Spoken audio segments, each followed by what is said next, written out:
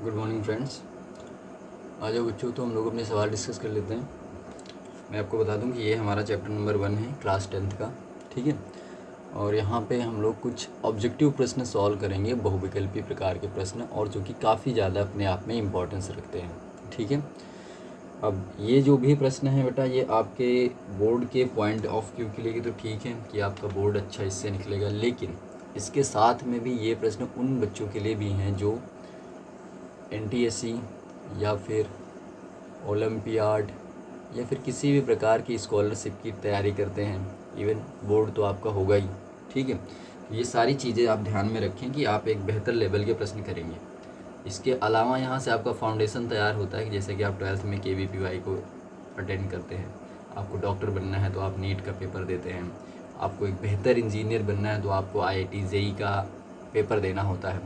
तो इन सब पेपर के लिए भी आप अभी से तैयार हो रहे होते हैं। जब आप अच्छे प्रश्नों को करते हैं तो आपका दिमाग क्वेश्चन को एनालाइज करता है, और यही आदत चाहिए होती है आपको नीट निकालने के लिए और KVPY या फिर IIT JEE जैसे एग्ज़ाम को देने के लिए, ठीक है। तो चलो शुरुआत करते हैं अपने फर्स्ट क्वेश्चन से, और हमारा पहला क्वेश्चन हमारे सामने है। क्या लिखा है इसमें? निम्नलिखित में से कौन सा भौतिक परिवर्तन नहीं है? आपको बताना है कि यहाँ पे भौतिक परिवर्तन कौन सा नहीं है। तो मैं इसको डब्बे में बंद कर देता हूँ, हमें ये बताना है कि कौन सा नहीं है, ठीक है। तो देखो, इसको जानने से पहले मैं आपको थोड़ा सा परिवर्तन के बारे में बता देता हूँ, ठीक है। तो मैं एक खाली स्लाइड लगाता हूँ यहाँ पे, और यहाँ पे आपको समझाता हूँ कि परिवर्तन क्या होता है। जैसे कि एक तरफ मैंने लिखा भौतिक परिवर्तन, दूसरी तरफ रासायनिक परिवर्तन। दो प्रकार के परिवर्तन होंगे हमारे सामने। भौतिक परिवर्तन में क्या होता है बच्चों, इनकी सिर्फ भौतिक अवस्था में परिवर्तन होता है, जैसे कि इनका आकार बदलना, ठीक है, आकृति बदलना, या फिर इसके अलावा इनके रंग में बदलाव आ जाना थोड़ा बहुत, ठीक है। तो ये सारे परिवर्तन बेसिकली भौतिक अवस्था में परिवर्तन हो रहे होते हैं। दूसरी चीज़, ये जो भी भौतिक परिवर्तन होता है, ठीक है, ये परिवर्तन स्थायी नहीं होता है। मतलब ये परिवर्तन कुछ क्षणों के लिए होता है और अपने आप फिर से अपनी ये पुनः अवस्था में आ जाएगा। ये स्थायी परिवर्तन नहीं है। लेकिन जब भी कोई रासायनिक परिवर्तन होता है बच्चों, तो वहाँ पे उसके आकार आकृति में परिवर्तन हो भी सकता है, नहीं भी हो सकता, लेकिन जो इम्पोर्टेंट चीज़ है उसके रासायनिक संगठन में परिवर्तन हो जाता है। क्या परिवर्तन होता है? रासायनिक संगठन, मतलब वो जिस चीज़ से बना हुआ है। और मे बी पॉसिबल ये वाले जो परिवर्तन होते हैं ये स्थायी होते हैं। थोड़ी सी राइटिंग थोड़ा सा गंदी है मेरी, तो आप मैनेज कर लेंगे। स्थायी होते हैं। इम्पोर्टेंट चीज़ जो मैं आपको बता रहा हूँ वो ध्यान दें कि आप कैसे पहचानेंगे भाई कोई भौतिक परिवर्तन है। सबसे पहला तो भौतिक परिवर्तन में किसी नए पदार्थ का निर्माण नहीं होता, ये की पॉइंट है। किसी भी प्रकार के नए पदार्थ का जो निर्माण है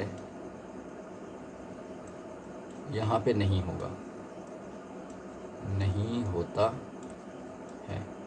वहीं पे रासायनिक परिवर्तन में क्या होता है बेटा? नए पदार्थ का निर्माण हो जाता है, नए पदार्थ का निर्माण होता है। आई थिंक आपको दिख रहा होगा, ठीक है। तो उसके बाद यहाँ पे अगला जो पॉइंट आता है, जब भी भौतिक परिवर्तन होगा बच्चों, तो ये होंगे, पहले तो इसका एग्जांपल समझ लो। नए पदार्थ के निर्माण होने ना होने से क्या मतलब है? आप इसको ऐसे समझो कि भाई हमारे पास ये एक पीस ऑफ द पेपर है, ठीक है, ये कागज़ का टुकड़ा है।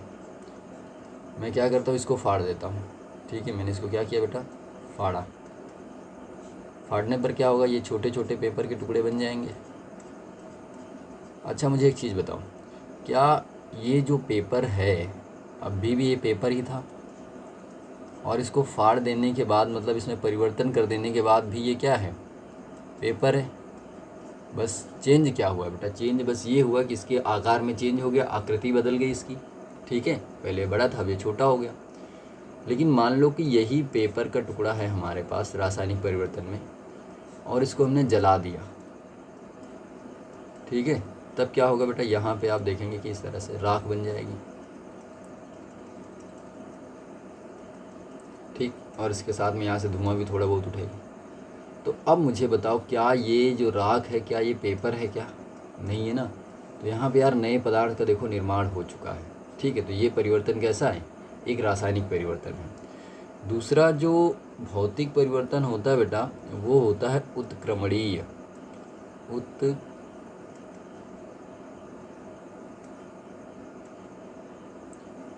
उत्क्रमणीय, ठीक, क्या मतलब होता है उत्क्रमणीय का? तो उत्क्रमणीय का मतलब आपके पास कोई पदार्थ है ए और इससे आपने बनाया है बी, तो आप बी से भी अगर ए बना सकते हो तो ये जो प्रोसेस होता है इसको उत्क्रमणीय कहते हैं। मतलब भाई ये पेपर था, इस पेपर से पेपर के छोटे टुकड़े हो गए, अब इन छोटे टुकड़ों से दोबारा से आप पेपर बना सकते हो, इसमें कोई दिक्कत नहीं। आप ऐसे चिपका के बना सकते हो या फिर इनको रिसाइकिल करके बना सकते हो, कैसे भी बनाया जा सकता है, पॉसिबल है। तो ये जो प्रोसेस है ये उत्क्रमणीय है। मैं और भी एग्जांपल समझाऊंगा, पहले तो भी इसी को समझो। दूसरी चीज़, ये जो रासायनिक परिवर्तन होते हैं बेटा ये होते हैं अनुत्क्रमणीय। अनुत्क्रमणीय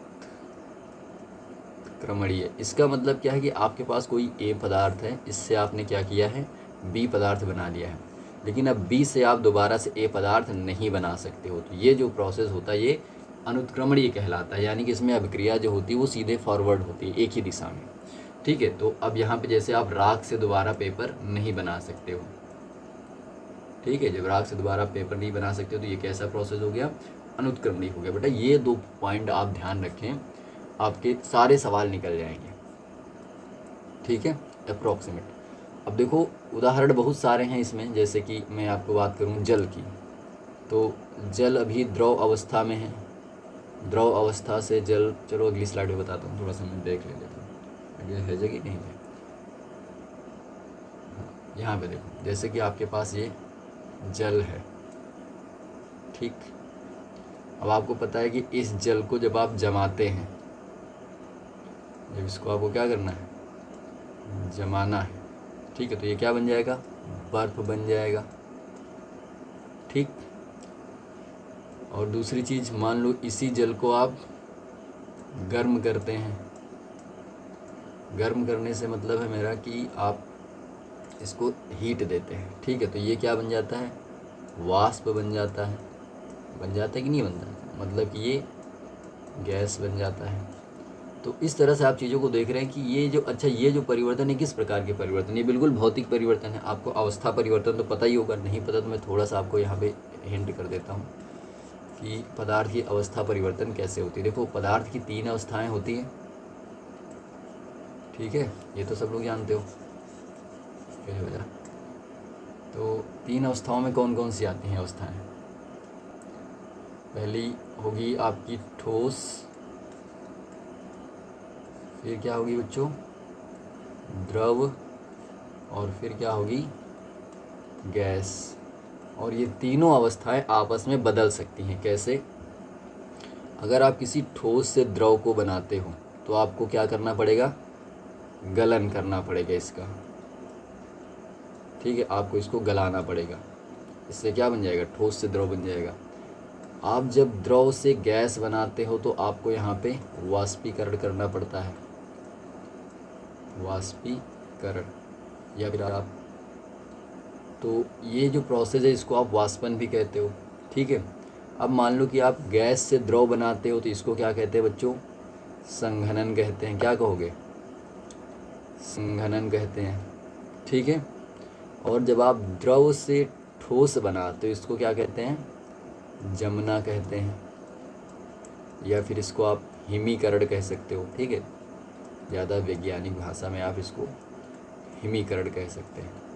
ये चीज़ें आपस में क्या हो रही बेटा, परिवर्तित हो सकती हैं। अब मान लो कि आपको सीधा ठोस से गैस बनाना है, तो जब आप सीधा ठोस से गैस बनाते हो तो इस प्रोसेस को कहते हैं ऊर्ध्वपातन, ऊर्ध्वपातन सब्लिमेशन कहा जाता है, ठीक है। तो ये अवस्था परिवर्तन के कुछ उदाहरण मैंने आपको समझा दिए हैं।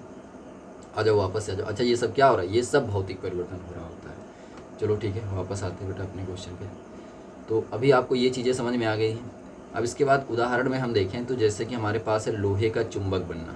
देखो ये बहुत ही बढ़िया से एग्जाम्पल मैंने यहाँ पे आपको डिस्कस किए हैं।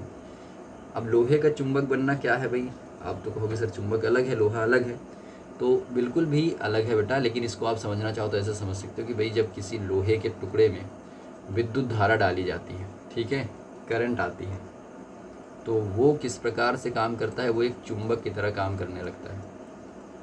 ठीक। अच्छा, ये परिवर्तन क्या है, अस्थायी है। जैसे ही यहाँ से विद्युत धारा आपने हटाई वैसे ही ये फिर से लोहा बन जाएगा। ठीक है, तो यहाँ पे किसी नए चीज़ का निर्माण नहीं हो रहा है।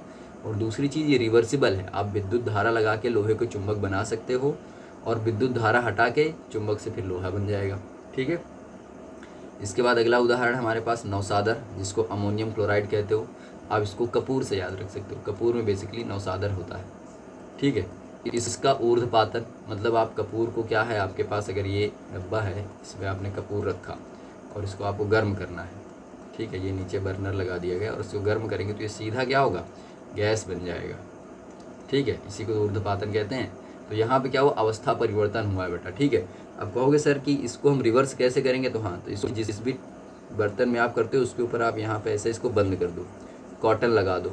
ठीक है, तो ये जो यहाँ से उड़ के जाएगा बेटा, ऊपर ये कलेक्ट हो जाएगा और थोड़ी देर के बाद ठंडा होगा। ठंडा होने का मतलब संघनन होगा इसका, और संघनन के बाद फिर से वो चीज़ आपको मिल जाएगी। ठीक है। या फिर अगला एग्जाम्पल है शक्कर का पानी में विलय होना।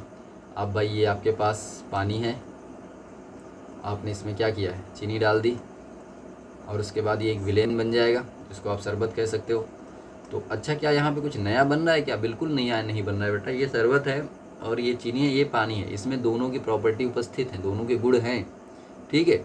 और दूसरी चीज़, ये अभिक्रिया उत्क्रमणीय भी है। आप शरबत से फिर से चीनी पानी बना सकते हो। कैसे, आप इसको गर्म करना शुरू कर दो, जब गर्म करोगे तो पानी क्या होगा, ऊपर की तरफ उड़ जाएगा और चीनी जो बचेगी वो नीचे बनेगी। आपने देखा होगा नॉर्मली क्या होता है कि जब शादी ब्याह होती हैं तो रसगुल्ला का जो जला होता है वो बच जाता है। ठीक है। तो मान लो कि आपके पास कढ़ाई है इस तरीके की और इसमें जलाव रखा हुआ है। ठीक है, शादी के बाद जो जलाव था वो बच गया। तो अब तो नहीं होता है, पहले होता था बेटा। ठीक है, जब आप लोग थोड़ा सा छोटे रहे होगे, मेरे टाइम की बात करें तो इसमें क्या किया जाता था, यहाँ पे इसको एक बर्तन में एक गैस चूल्हा या नॉर्मल लकड़ी का चूल्हा जिसमें लकड़ी जलाई जाती है, ठीक है, बना के इसको चढ़ा दिया जाता था और इसको गर्म करते रहते और साथ में साथ इसको चलाते रहते थे। तो होता क्या था, तो एक्स्ट्रा अमाउंट में जितना पानी होता था वो सब उड़ जाता था। ठीक है। और इसमें क्या बचती थी, चीनी बच जाती थी। ठीक है। तो पहले के लोगों को भले इतनी विज्ञान ना आती हो, लेकिन वो चीज़ों को पृथक कर सकते थे, अलग कर सकते थे। अब यही चीनी बेटा वो शरबत बनाने में, ठीक है, या जहाँ भी चीनी यूज होती है, चाय बनाने में, हर जगह पे वो यूज करते थे। अब नॉर्मली क्या होता था कि भाई जलाओ बच गया, उसको फेंका जाता था।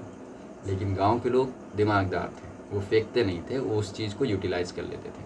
तो ये भी, अगर पानी में आपने चीनी मिला दिया है तो ये भी एक किस प्रकार का परिवर्तन होता है, ये भी एक भौतिक परिवर्तन होता है, जिसको मैंने आपको यहाँ अच्छे एग्जाम्पल से समझा दिया है। ठीक है। चलो, तो वापस आते हैं, सवाल देखते हैं अब क्या है। अच्छा, और इसमें कुछ जान लो। रासायनिक परिवर्तन के जो उदाहरण हैं, जैसे कि दूध है, दूध से दही का जम जाना। अब आप ये बताओ बेटा, क्या दही से दोबारा दूध बन सकता है क्या, संभव ही नहीं है। ठीक है। तो ये कैसा एक रासायनिक परिवर्तन है, साथ में कैसा, ये अनुत्क्रमणीय है। देखो, दूध के गुण अलग हैं, दही के अलग हैं। दूध नॉर्मली थोड़ा मीठा होता है, दही खट्टा लगता है। ठीक है। बनी हुई सब्जियों का ख़राब हो जाना, सब्जी आपने बना के रख दी, 2 दिन के बाद ख़राब हो जाती, इवन 1 दिन के बाद भी ख़राब हो जाती है। तो क्या ख़राब सब्जी से दोबारा सही सब्जी बनाई जा सकती है, पॉसिबल, संभव ही नहीं है। ठीक है। लोहे पर जंग लगना, तो लोहे पर भी देखा होगा आपने, एक भूरे रंग की परत चढ़ जाती है, उसको जंग कहते हैं। तो वो भी क्या है, एक रासायनिक परिवर्तन है। तो ये कुछ मैंने रासायनिक परिवर्तन के उदाहरण बता दिए। तो आपको भौतिक और रासायनिक परिवर्तन में ध्यान सिर्फ इतना ही रखना है बेटा कि भौतिक परिवर्तन में किसी नई चीज़ का निर्माण नहीं होता है, रासायनिक परिवर्तन में नई चीज़ का निर्माण होता है। भौतिक परिवर्तन जो होते हैं वो अधिकतर उत्क्रमणीय होते हैं, यानी कि ए से बी बनेगा, बी से ए बनेगा। लेकिन जो रासायनिक परिवर्तन होते हैं वो क्या होते हैं, अनुत्क्रमणीय होते हैं।